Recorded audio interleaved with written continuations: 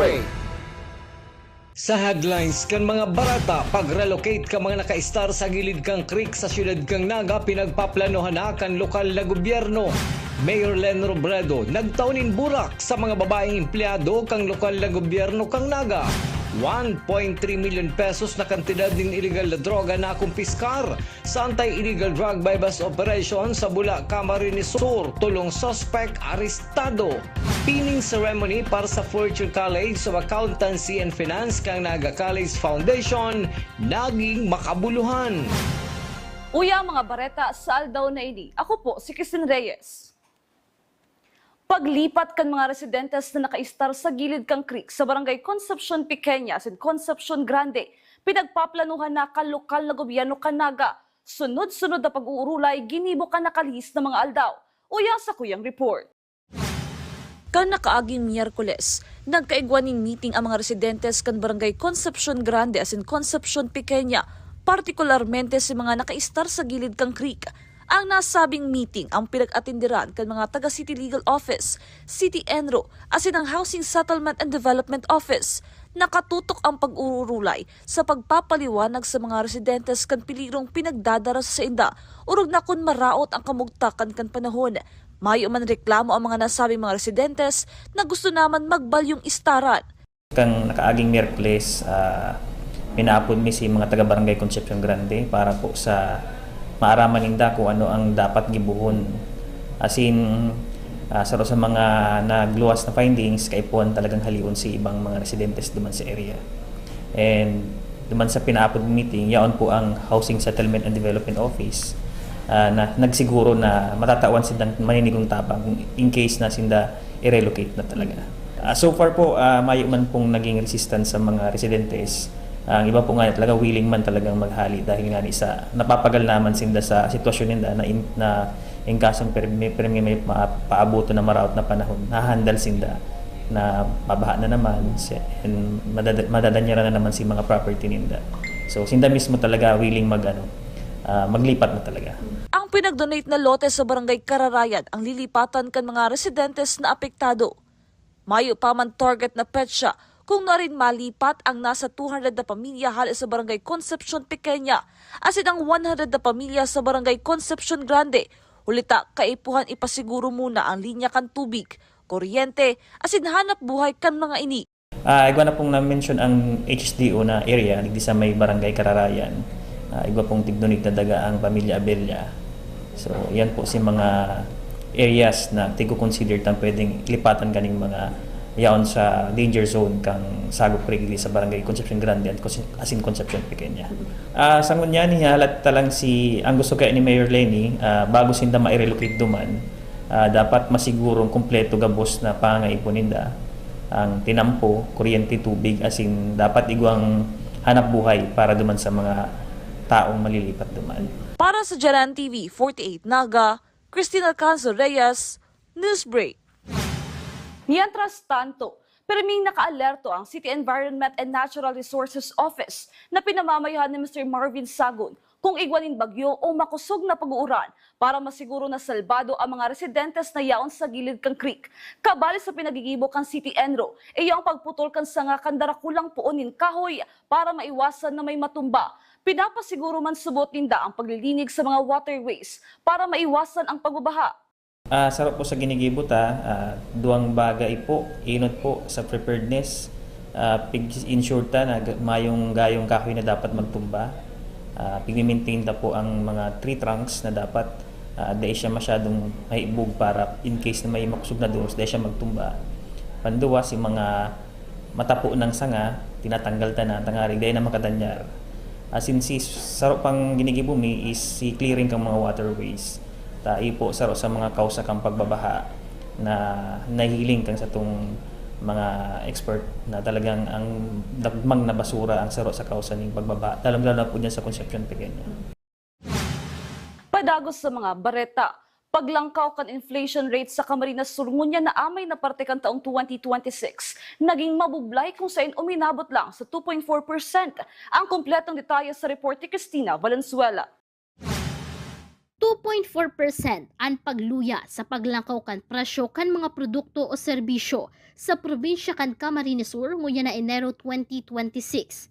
Kumpara kan Enero 2025 na may 3.1% na inflation rate. Bumagal sa antas sa 2.4% itong Enero 2026. Noong Disyembre 2025, ang inflation ay naitala sa antas na 3.4% at 3.1% naman noong Enero 2025. Ipinaliwanag ni Raul Aspe Jr., Chief Statistical Specialist kan PSA Camarines Sur, ang mga dahilan kan pagluya kan presyo kan mga produkto sa probinsya. Pangunahing dahilan ng mas mabagal na pagtaas ng antas sa inflation nitong Enero 2026 kaysa noong Disyembre 2025 ay ang mas mabagal na pagtaas ng presyo ng food and non-alcoholic beverages. Ito ay nagtala ng negative 0.5% inflation at 51.3% share sa pagtaas ng pangkalahatang inflation sa probinsya. Nakaambag din ang mas mabagal na pagtaas ng presyo ng fish and other seafood na may 4.9% inflation rate, particular dito ang tilapia.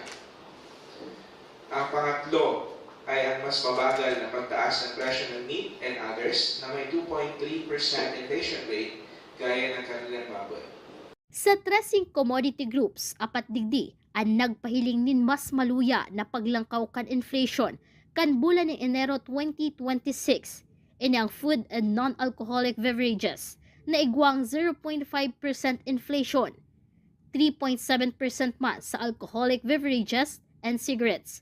Sa housing, water, electricity, gas as in other fuels, nakapagrehistro nin 3.2% inflation, as in 5.1% inflation sa information and communication.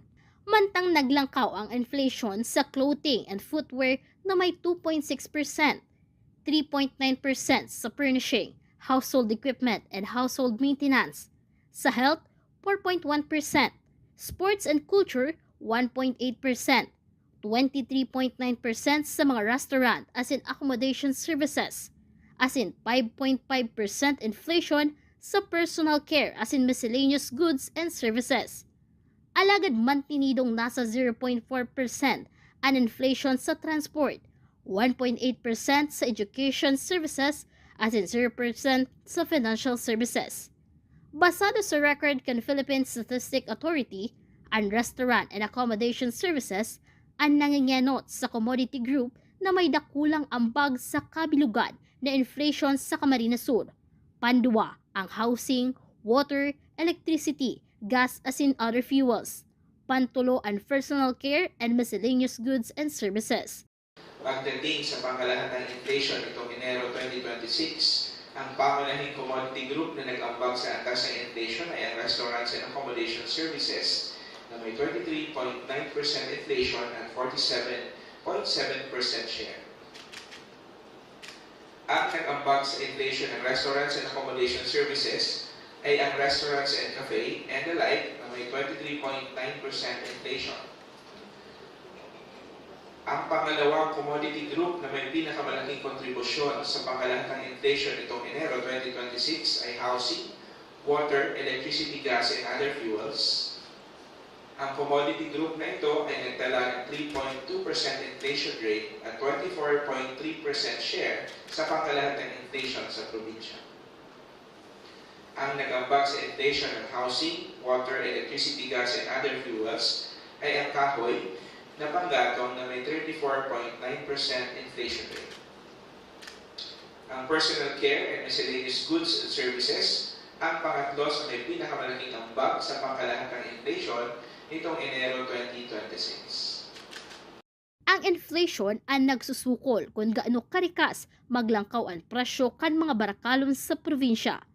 Para sa GNN TV 38 Naga, Cristina Valenzuela, Newsbreak. Mientras tanto, sa 6 na probinsya sa Bicol, ang probinsya kan Masbate na may 3% ang may pinakahalangkaw na inflation rate para sa bulan ng Enero 2026. Ang Camarines Norte ang may pinakababang inflation rate na 0.5%. Ang Albay nasa 1.7% inflation, 1.9% sa Catanduanes, 2.3% sa Sorsogon, asin sa Camarines Sur 2.4%. Kung ikukumpara ini ka nakalihis na January 2025, 4 na probinsya sa Bicol ang nagrehistro ng mas hababang datos ng inflation rate. Iyo ang Camarines Sur, Camarines Norte, Sorsogon asin Catanduanes. Ang Albay asin Masbate man ang may pinakahalangkaw na inflation rate. Kung ihahambing sa inflation noong Disyembre 2025, 4 na probinsya sa Bicol Region ang nagtala ng mas mababang inflation rates nitong Enero 2026. Padagos sa mga bareta, gigibon sa Petsa 18 asin 19 ang citywide civil registration celebration kung saan magkakaigwa ng libre asin discounted na late registration asin correction of clerical errors digdi sa syudad ni Naga. Ang nasabing aktibidad ang sinusuportahan kan Philippine Statistics Authority bilang parte kan pagselebrar kan 36th Civil Registration Month. Sa sambuyang pagbabalik, Mayor Leni Robredo na naunin burak sa mga empleyadong babae kan lokal na gobyerno kan Naga. Yan asin iba pang nangyayarot ng mga bareta. Digdi lang yan sa Janan TV 48 Naga Newsbreak. The digital age is here. They warn us of a cold, efficient world where the human touch is lost to automation. But we refuse to accept that choice. At Naga College Foundation, we believe the best future is one led by heart. We equip you with the skills you need to thrive. From our dynamic programs in finance and business, to the hands-on fields of IT and engineering, through our vital health sciences, our justice programs in criminology, and the crucial roles of education in the arts, we cover the entire spectrum of tomorrow's workforce. Here, you don't just become future ready, you become a worker with empathy, a leader who understands that technology must serve humanity. Choose the college that prepares you not just for the job, but for the world. The future is here at NCF. Enroll at Naga College Foundation. Let us build a brighter, kinder tomorrow. The future is a race. At Naga College Foundation, we don't just keep up, we set the pace and we change the game. College of Business and Management, where ideas grow into enterprises. College of Teacher Education, shaping minds that shape the nation. College of Health Sciences, where compassion meets innovation. College of Engineering, designing solutions that redefine tomorrow. College of Arts and Sciences, fueling creativity, culture, and connection. College of Accountancy and Finance, empowering the economy through mastering numbers and market. College of Criminal Justice Education, protecting communities with excellence and integrity. College of Computer Studies, coding the language of the future. And with NCF micro-credential programs, you don't just wait for the future, you leap into it. Gain and demand skills fast, short, powerful, and flexible. Designed to fit your life and fuel your career. 8 colleges, endless possibilities, and micro-credentials to keep you ahead of the game.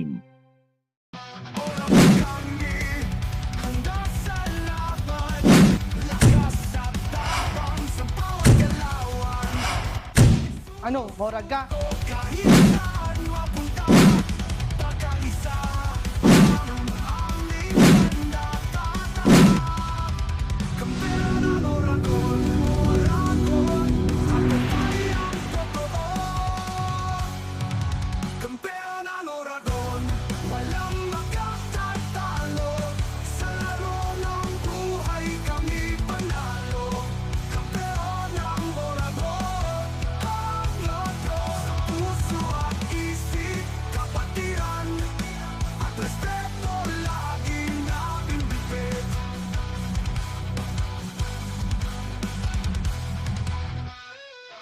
Seeing clearly shouldn't mean traveling far from home. At Camsur Eye Center, world-class care is right here in the heart of Rinconada and the Bicol region. With advanced diagnostic tools, ophthalmology specialists, and a team that treats you like family, we bring expert eye care. From children's screenings to managing cataracts, glaucoma, and diabetic eye conditions without the need for long trips. Because your vision matters, and so does your time. Camsur Eye Center, world-class eye care just around the corner. Ang may naglibot sa City Hall compound si Mayor Leni Robredo para magtaon ng red roses sa mga babaeng empleyado kan City Hall. Hindi katakot kan Valentine's Day sa aga. Naging tradisyon naman ini para kay Mayor Leni Robredo. Hulita sa inda na ining pinagigibon ni depuntong DILG Secretary si Naga City Mayor Jessie Robredo. Inapod kan PNP Bicol ang sedang aktibidad ngunya na bisperas kan pagselebrar kan Valentine's Day. Naharana ni kasurog na pinagibo sa Sagpon Daraga Albay. Apwera kan Bura, may mga kakanintang pinagtaos sa mga nag-aragi sa nasabing pwesto na sinabayanin pagkanta hal sa mga miyembros kan PRO5 Combo. Sa mensahe ni PNP Bicol Regional Director Police Brigadier General Erosito Miranda, saro subot ining pagpapasalamat asin padagos na pakikipagtabangan sa mga otoridad. Ang nasabing aktibidad ang parte man kan Community Relations Program kan PNP Bicol. Nasa kusdiya ngunyan kan Bula Municipal Police Station ang tulong persona na sinda Ayas Mark, 28 years old, Ayas Giselle, 26 years old, parehong taga-Palsong Bula, Camarines Sur, asin si Ayas John, 18 years old kan Barangay Lubgan kang kaparehong Banwaan, mantang nakadulagman ang sarili ng kaibahan na si Ayas Hemer. Naaresto ang mga ini sa pinagibong anti-illegal drug buy-bust operation kasudma. Na-recover sa mga suspect ang 200 grams ng suwot shabu na nagkakantidad 1.3 million pesos. More or less 200 grams na shabu na nakuha during the buy-bust operation sa isang, actually apat ito, na mga high-value individuals dyan po sa Palsong Bula, Camarines Sur. At isa sa apat na mga high-value individual na mga suspects ay nakatakas. At ayon sa ulat o report ng ating mga kapulisan, ay nagkaroon ng buy-bust operation na naging, naging very successful naman dahil nakumpisa nga itong 200 grams more or less na gramo ng shabu. At ito ay nagkakalaga ng 1,360,000 pesos. Sa iba pang police report, alas 8:30 kasubagong aga kan magpundo sa search warrant operation ang mga otoridad kan Bato Municipal Police Station sa harong kan suspect na si Ayas June, 34 years old, residente kan Zone 7 Barangay San Rafael, Bato, Camarines Sur. Alagad, mayo ini sa lugar hulita nakakonfine sa ospital. Na-recover kan mga otoridad ang tulong pidaso ng heat-seal transparent plastic sachet nin subot shabu na nagtitimbang nin 10.45 grams asin nagkakatirad 71,060 pesos. Kabali pa sa na-recover kan mga otoridad asarong caliber 45 pistol na may tulong bala. Kinukonsidera na street-level individual ang nasabing suspect. Hindi naman nagdakip ang suspect dahil nakakonfine ito sa Lourdes Hospital ngayon. Pero nakumpiska sa kanyang bahay during the search sa loob ng kanyang bahay ang more or less 10 grams na pinaghihinala ang shabu. At na-witness ito ng kanyang brother at syempre yung mga mandatory witnesses natin, taga-media at ang mga barangay officials. So ito ay nagkakalaga more or less ng 71,000 pesos. May nakuha din na po na baril na kalibre 45 at syempre yung bala para din po sa kalibre 45 baril. At ang lahat nitong mga evidence ay naisubmit na po sa ating provincial forensics para po magkaroon ng certification na ito nga ang nakuha nga ay drogang shabu or methamphetamine hydrochloride, and yung baril po ay subject din po sa firearm examination. Sa iba pang police report, 3 counts of murder na may piyansang 120,000 pesos kada saro, asin attempted murder na may 120,000 pesos man na piyansa ang inaatubang na reklamo sa korte ni Ayas Bicoy na taga-probinsya nin Albay. Inaresto ini ka nakalihis na aldaw sa Banwaan in Pili, Camarines Sur, huli sa pagkakaimbolto subuot sa rentangay modus. Digdiman na araman kan mga otoridad na may warrant of arrest ang nasabing persona para sa nasabing kaso. Si Ayas Bicoy iusubot ang whistleblower durante kan Duterte administration asin nasa likod subuot kan tunay na narcolist. Sa iba pang bareta, ngunyan na aldaw na Biyernes, pinaglalaoman kan Public Safety Office na pinamamayuhan ni Mr. Rene Gumba bilang Executive Director na matatapos ang pagpapakarhay kan mga features kan tulong traffic lights sa Sentro Canaga. May mga consultants subot na pinagkuha ang lokal na gobyerno iyang magpakarhay kan sistema sa pag-operar kan traffic lights sa syudad. Linawon talang po ini. Ang sa tuya pong traffic lights na pinagpapaandar ngunyan, ang nag-i-input po kang mga technical settings so para ma-optimize so mga konsultant na po na nagtatabang sa syudad. Ako unta na, bako kaming eksperto dyan. So ngunyan po, may mga gadgets sinda dyan na nakatarakod sa kalabaan kang Magsaysay, MT Villanueva. to do the traffic count, mga CCTV po yan, na igwasin ng mga datos on vehicular count. Ipaintindi ta lang na garo igwa pong until Friday, so contractor, para tapuson na. So sa indang physical installation, as in makonfirmar naman sa mga settings na itatao kang mga consultants na ini. So Webes mo yan, ina-assume ta na sa aga more or less stable na iyan. Mientras tanto, inabisuhan man ni Mr. Rene Gumba ang publiko urog na ang mga motorista na pag-adalan na marhay ang sistemang pinagpapasunod ngunyan kan traffic lights kang syudad. Sa bagong sistema kan traffic lights, bakulang bulos kan trapiko ang pinagkukonsiderar, kundi kabali na ang mga pedestrian. May mga maririsalang kamong pagbabago. So dati po baga ang duwang sarong direksyon, sarong ilaw sana. Halimbawa, kung hali akong libuton, pag nag-green iyan, madiretso na so haling libuton, pamagsaysay sa Kapasan Felipe. Pero narisan nindungon yan na minsan, nag-go na so pamagsaysay, so pa San Felipe, day pa naka-go. So duwang direksyon na ang pinagtao, as in pinag-control. And nadagdag po so sa pedestrian. So pagbaralyo kang mga tao. Ini po parte kang direksyon kang syudad na so sa tuyang mga tinampo i-redesign na bako na lang mga 2026 pinning ceremony para sa mga fourth-year students kang kursong College of Accountancy and Finance. Kan Naga College Foundation, naging matrayong po asin makabuluhan para sa mga estudyante. Ang kumpletong detalye sa report ni Campus Correspondent Eugene Nueva. Dai may tago ang kaugmahan kan mga fourth-year college students kan Naga College Foundation, College of Accountancy and Finance matapos magsakat sa entablado para sa sendang pinning ceremony 2026. Nasa 300 na may estudyante halis sa mga kursong Bachelor of Science in Accounting Information System, Bachelor of Science in Accountancy, as in Bachelor of Science in Business Administration Financial Management, ang naging qualified na matawan kinasabing onra matapos ang saindang successful internships. Mahihiling man ang kaugmahan as in pagka-proud sa mga magurang na nag-atender sa seremonya. Sa temang wearing the badge of competence, character and commitment, obheto kan seremonya ni pamati sa mga estudyante na ang mga pinsasendang sulot bako lang dahil natapos sinda ang halawig asing mapagal na proseso kan internships, kundi simbolo man na sinda handa na apply sa real-world settings ang mga nanodan sa laog kan eskwelahan bilang sarong estudyante asin sa luwas bilang sarong young professionals na may kapasidad, dedikasyon asin integridad. Sigun kay Mr. Ariel Estrella, ang pinning ceremony subuot may ikakonsiderar na sarong sagradong aktibidad para sa mga estudyante. Ito nga yung kanilang parang start up to step.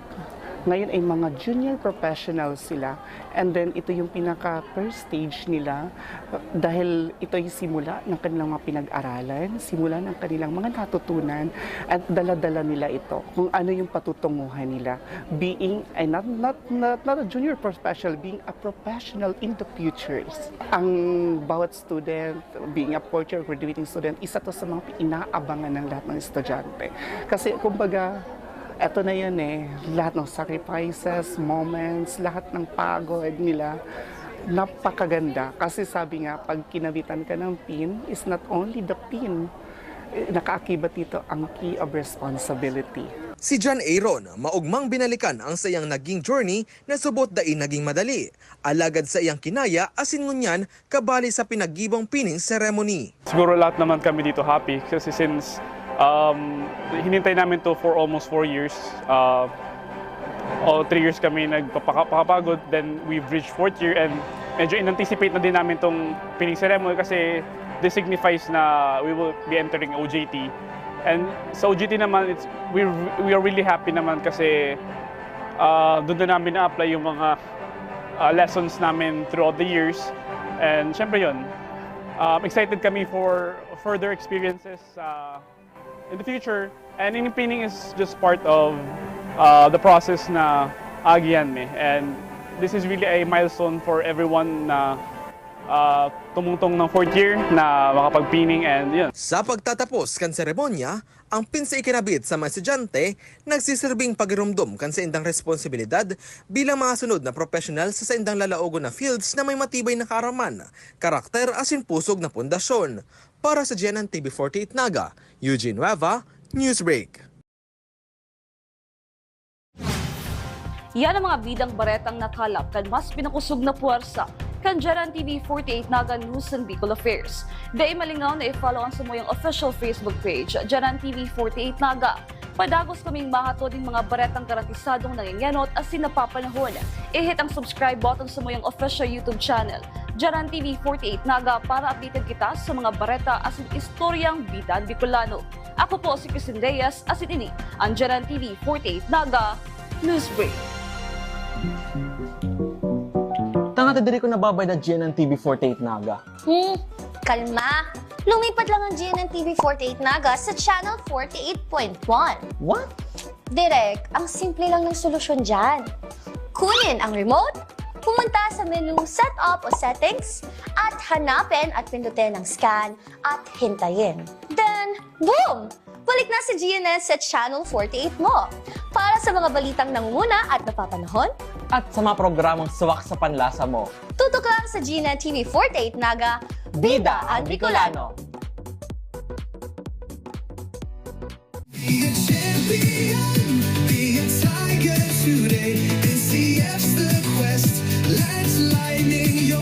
At the Naga College Foundation Basic Education Department, we provide an environment where innovation is nurtured and resources promotes collaboration and discovery. Our students benefit from hands-on learning in cutting-edge science and technology laboratories, bridging theory with practical application. We maintain a supportive institutional framework, ensuring a safe, clean, and academically focused atmosphere for every student. Beyond academics, our comprehensive facilities, including sports, develop leadership, teamwork, and discipline. NCF is proud to be a LASO accredited institution, a recognized mark of excellence and high-quality education. This is Naga College Foundation Basic Education Department. Changing the game.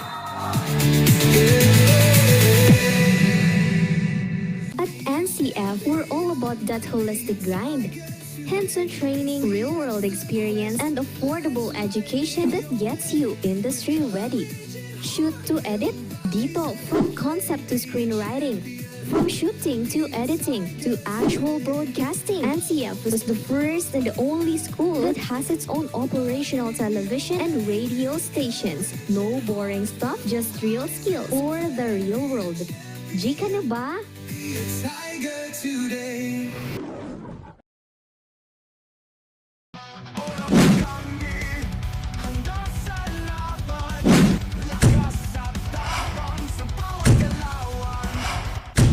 Ano, morag ka?